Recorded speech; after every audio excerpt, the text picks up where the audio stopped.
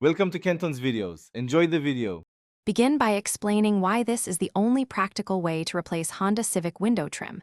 It minimizes paint damage and avoids door panel removal in most years.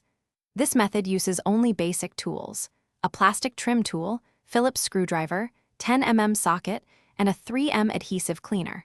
Start by lowering the window 3.5 inches to expose the lower trim edge for safe disengagement. Work door by door and do not remove interior door panels unless clips obstruct trim removal. Wear gloves and keep an organized tray for clips, screws, and rubber gaskets. Begin removal at the rear lower corner and remove visible screws with a Phillips and a 10mm socket before prying the trim.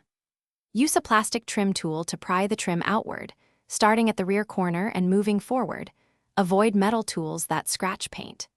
As clips release, place each clip in a labeled container and count them so you use the same number of fasteners when installing new trim. Clean the contact area with 3M adhesive cleaner and a lint-free towel to prepare for correct seating of new trim.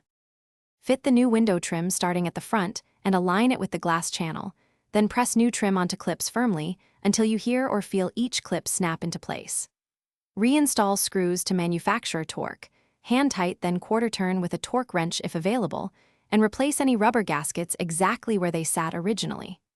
Test window operation fully to check for rubbing, seals, and correct alignment before final cleanup. Finish by wiping the trim with a detailing cloth and rechecking clip retention and screw tightness.